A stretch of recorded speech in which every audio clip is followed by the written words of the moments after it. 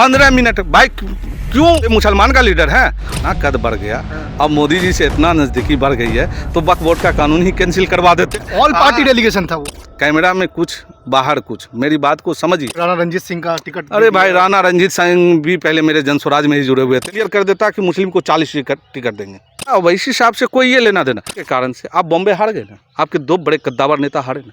क्यों हारे? सीमांचल से आप लोग चिन्हित कीजिए, बिहार का बेटा बनेगा, हैदराबाद का बेटा नहीं बनेगा। बिहारी का बेटा बना ना अख्तर ईमान। नहीं तो क्या कर रहा भाई? क्या समाज के लिए सीमांचल काहे पिछड़ा हुआ? क्या करे? अगले बार तो ओवैसी साहब आके यहाँ बहुत वादा करके गए थे ना, हॉस्पिटल खुलेगा, क्या क्या वादा करके गए थे। आप लोग भी मीडिया में थे, वादा पूरा हो गया तो बता दी। वो देखिए, जज्बात में मुसलमान नहीं फंसे। दोस्तों, आज हमारे साथ बात करने के लिए एक खास मेहमान हैं जो जनस्वराज पार्टी के नेता हैं किशनगंज में, और जो है काफ़ी एक्टिव जो है वो पॉलिटिक्स में है और सामाजिक कार्यकर्ता भी हैं। दोस्तों, मेरे साथ है तारिक अनवर साहब, और उनसे हम मोटा मोटी सवाल करने जा रहे हैं कि आखिर प्रशांत किशोर और जनस्वराज जो है इस दफ़ा क्या करने जा रही है। क्योंकि एक तरफ इंडिया गठबंधन, दूसरी तरफ एनडीए है, और तीसरा जो एक शख्स है जिसने ये ऐलान कर दिया कि हम 243 विधानसभा सीटों पर चुनाव लड़ने जा रहे हैं, और वो एक साथ जो है तेजस्वी यादव पर भी हमलावर है और नीतीश कुमार पर भी हमलावर है, भाजपा पर भी हमलावर है। तो तारिक साहब, क्या करने जा रहे हैं आप? क्या मुहिम है जनस्वराज का? और लोग तो कहते हैं कि आप जो है भाई साहब भाजपा को फ़ायदा पहुंचाने के लिए तैयार हैं। आप चाहते हैं कि किसी तरह से भाजपा की सरकार बने, ताकि बिहार में अब तक भाजपा खुद के दम पर सरकार नहीं बनाई है, आप लोग 243 पर लड़िएगा बस। लगातार 20 साल से भाजपा सरकार में है और मुख्यमंत्री नहीं बनाई है। सुन लीजिए ना, मैं उसका भी जवाब दे देता हूँ। देखिए, होता क्या है, जब डोर किसी और का हो, बात को समझ गए, सामने फेस किसी और का हो।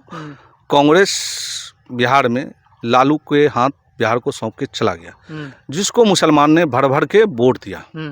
लेकिन बिहार उस समय जो हालात कह के 90 के दशक में, मेरा उम्र बहुत कम था, मैं पढ़ने जाता था तो फैमिली वाले इंतज़ार करते थे कि कब घर रिटर्न हो जाएंगे, क्योंकि उस समय बिहार में किडनैपिंग बहुत ज़्यादा होती थी, जंगल राज का जिक्र कर, ठीक है। उसको बदलने के लिए नीतीश कुमार ने एक नारा दिया, नारा में कामयाब हुए, सत्ता में आए तो 5 साल उन्होंने बढ़िया काम किया। लेकिन उनको कुर्सी से मोहब्बत था, किसी तरह हमको कुर्सी बचा रहे, बिहार कहीं भी जाए। बिहार के लोग थके हुए इसलिए महसूस कर रहे हैं, दोनों एनडीए और इंडिया दोनों ने बिहार के जनता के साथ धोखेबाजी किया। प्रशांत किशोर को जो भी करें, बीजेपी की टीम, ए टीम, बी टीम, सी टीम, अगर वो ए टीम, बी टीम, सी टीम रहती तो जैसे आपने कहा कि मजबूत करने के लिए, तो वो बीजेपी के लिए काम करके उसके रथ रोकने का काम नहीं करते, उनको कंधा लगाने का काम करते। उसका उदाहरण है कि आपने देखा होगा, मोदी जी के लिए वो काम किए हैं, कोई शक नहीं है। उसके बाद जहाँ भी बीजेपी का रथ रुका है, उसमें ज़्यादातर प्रशांत किशोर का देन है। और सबसे बड़ा मुसलमानों के लिए ये खास करके, जब एनआरसी सीए लागू हो रहा था 2017 में, आप प्रशांत किशोर जो है उस समय नीतीश कुमार के साथ थे, उन्होंने विरोध किया था कि आप वोट नहीं कीजिएगा। नीतीश कुमार ने वोट जाके किया और उस दिन वो छोड़ के चले गए। उसके बाद वो चुनाव लड़ाते रहे लगातार। लास्ट जो बड़ा काम किए थे वो बंगाल में जाके, अगर बंगाल बीजेपी जीत जाती तो मैं गारंटी के साथ कहता हूँ आज बीजेपी बहुत ताकतवर होती।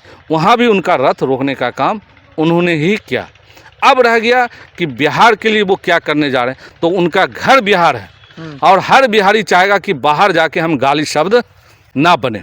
जो आज के दिन बिहार की आधी आबादी, आप चाहे मुस्लिम हो, हिंदू हो या कोई भी हो, आप दिल्ली, बॉम्बे, कलकत्ता या फिर गुजरात, हैदराबाद या कहीं जाके भटक रहे हैं 10 से 15 हज़ार कमाने के लिए, और बिहारी के नाम पे उनको पराजित किया जाता है। हम लोग कहते हैं बिहार में एक बिहारी 100 पे भारी, अब बाहर कहा जाता है 100 बिहारी एक बीमारी।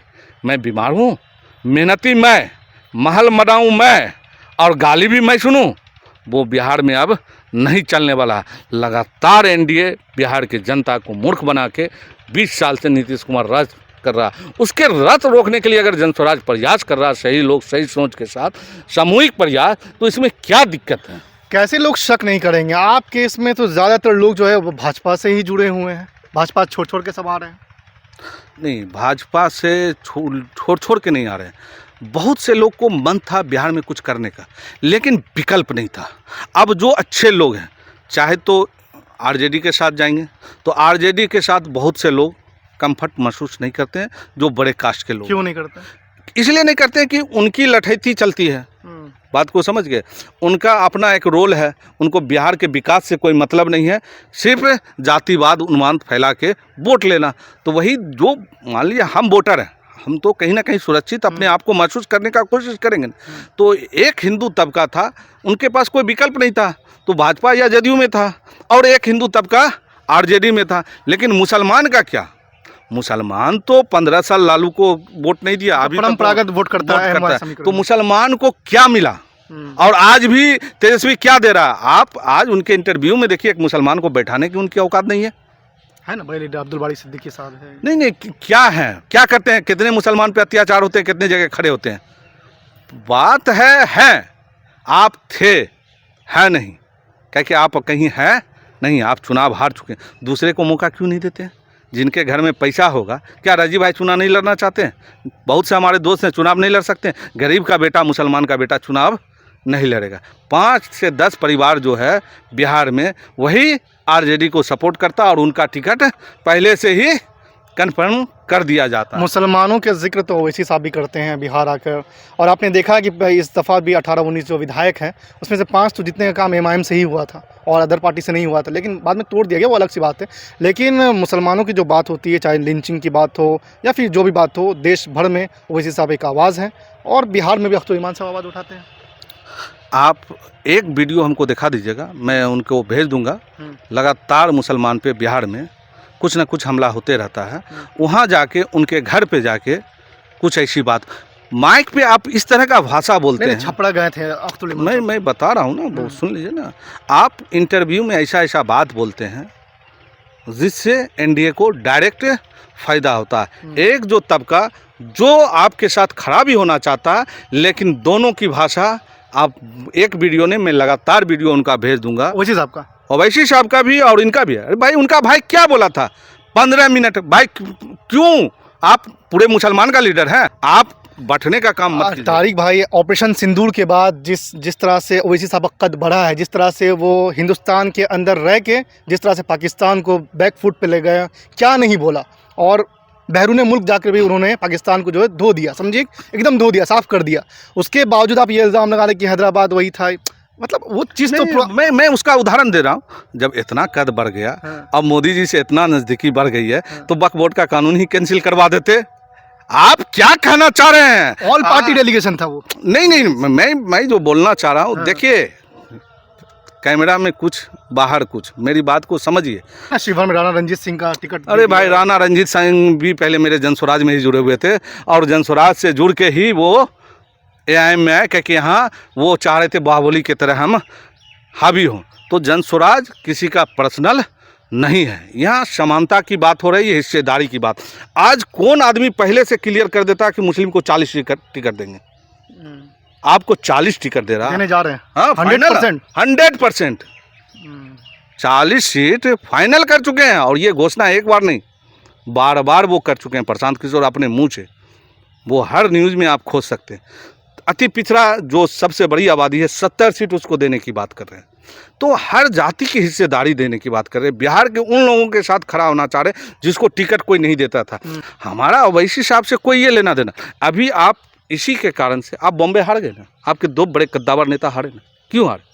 आप जिस विचारधारा को, वहाँ पे एनसीपी खेला कर दी ना उनके साथ, तब हारे। आप जो विचारधारा को लेके चलते हैं, वो कुछ वोट आ रहे, 200-250 वोट आ रहे एनसीपी के कैंडिडेट के। नहीं, आप जिस विचारधारा को लेके चलते हैं, वो विचारधारा खास करके हिंदुस्तान में नहीं चलेगा। बंटवारे का विचारधारा हम लोग, तो उनका भी कहना कैसे गलत है तारिक साहब? वो कहते हैं कि माझी समाज का नेता हो सकता है, कुर्मी समाज का हो सकता है, यादव समाज का हो सकता है, मुसलमान का नेता क्यों नहीं हो सकता, क्यों नहीं बन सकता? हम तो कह रहे हैं सीमांचल से आप लोग चिन्हित कीजिए। बिहार का बेटा बनेगा, हैदराबाद का बेटा नहीं बनेगा। बिहारी का बेटा बना ना अख्तर ईमान। नहीं, तो क्या कर रहा भाई? क्या समाज के लिए सीमांचल काहे पिछड़ा हुआ? क्या करें? अगले बार तो ओवैसी साहब आके यहाँ बहुत वादा करके गए थे ना, हॉस्पिटल खुलेगा, क्या क्या वादा करके गए थे। आप लोग भी मीडिया में थे, वादा पूरा हो गया तो बता दी। वो देखिए, जज्बात में मुसलमान नहीं फंसे, मुसलमान अपने अधिकार के लिए लड़े, सब भाई को लेके लड़े, मैं तैयार हूँ उनके साथ। लेकिन बिहार का पार्टी बने, बाहर का पार्टी और बाहर के लोग हमको नहीं चाहिए। हम कहाँ हैं, हमें उस जज्बात में नहीं फंस के अपने वोट को बर्बाद करना। आज मान लीजिए 4 से 5 सीट जीत के गए, वो विधायक रहे, कहाँ गए? तो ये अगर आप विपक्ष में रह के मुसलमान की हक की लड़ाई लड़ते, आप उसको भी नहीं रोक पाए। क्यों नहीं रोक पाए? क्योंकि यहाँ पे कुछ चीज़ जो चल रहा है, वो जो दिखाई दे रहा है वो नहीं है भाई। हम मुसलमान से अपील करना चाहते हैं, खास करके आज कहीं कामयाब नहीं हुआ, सीमांचल में ही आके कहाँ कामयाब हो गया।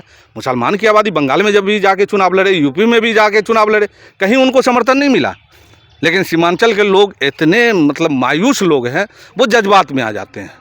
भाई चलो कोई मुसलमान है ना, जिता देते नहीं, आप जिताइए, उसको जिताइए। मुझे किसी पार्टी से किसी से कोई लेना, जो आपके समाज के लिए हर वक्त खड़ा रहे। सीमांचल में बहुत चीज़ हो रहा है, कितने वीडियो में जाके दिखा दीजिए कि वो खड़ा रहते हैं, और बोलिएगा तो मैं डेली दूंगा आपको क्या क्या सीमांचल में हो रहा है। तो दोस्तों, आप सुन रहे थे तारिक साहब को, जो जनस्वराज पार्टी के नेता है। उन्होंने अपनी तमाम बातों को बेबाकी के साथ रखा है। आपकी क्या राय है इस तमाम गुफ्तगू, इस तमाम बातचीत में? अपनी राय कमेंट बॉक्स में सभ्य समाज के तरह सभ्य तरीके से रखें, गाली गलौज ना करें। धन्यवाद।